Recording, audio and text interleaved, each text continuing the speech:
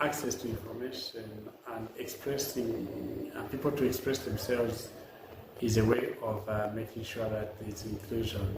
So when you talk about freedom of expression and also the freedoms that are supposed to be expressed by the people, persons with disabilities are the most underrepresented in the sense that most of the media coverages target persons with disabilities, especially persons with intellectual disabilities, from a negative perspective.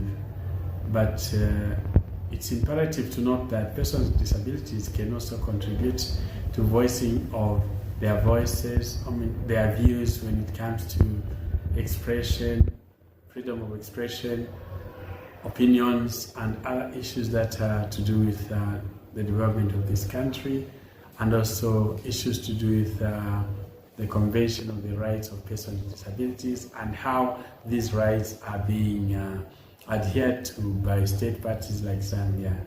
On cybersecurity activities, it is sad to make mention that persons with disabilities are the most hard hit because they are not protected. Most of the coverages cover them from a negative perspective. Some are mocked, others are demonized and humanized, which is a very, very sad kind of state of affairs.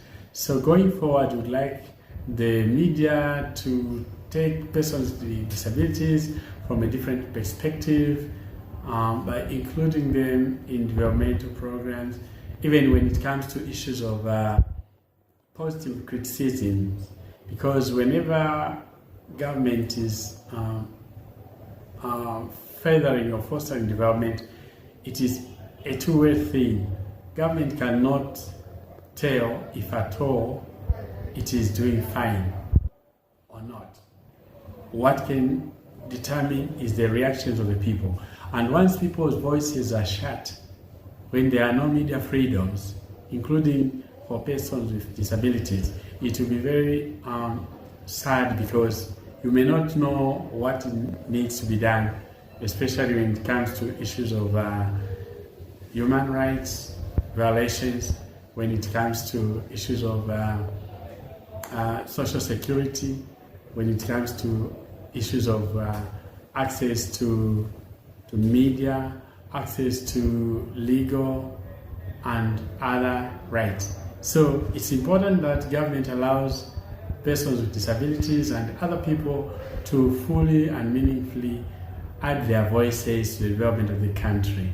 I would say media freedom is the oxygen of democracy, it's the oxygen of development, it's also the oxygen of humanity. Where people are not given freedom to express themselves, it becomes very, very sad because they will not be able to share their views, opinions, and even their lines of thought in different aspects of life.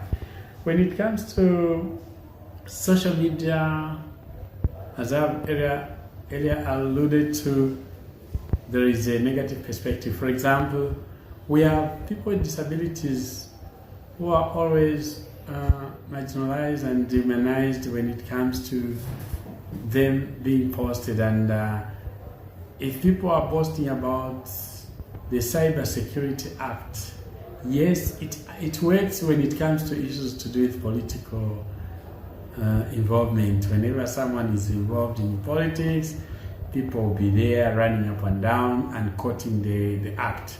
But when it comes to other violations, like the violations of persons with disabilities, violations of the media personnel, and also the right to just express themselves, people to express themselves, the Cybersecurity Act is not being used properly. So we'd like to urge powers that be to make sure that they respect all human rights.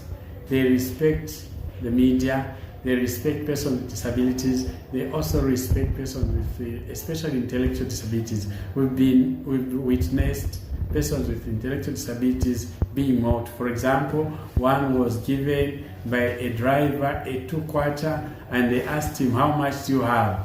He said it's 50 kwacha. Everyone was busy laughing, and that is a serious cybersecurity violation. But since it affects a person with intellectual disabilities, everyone is laughing. And we would also like to urge the media to go flat out, especially to rural areas, because the rural areas are the hardest hit when it comes to violations of human rights.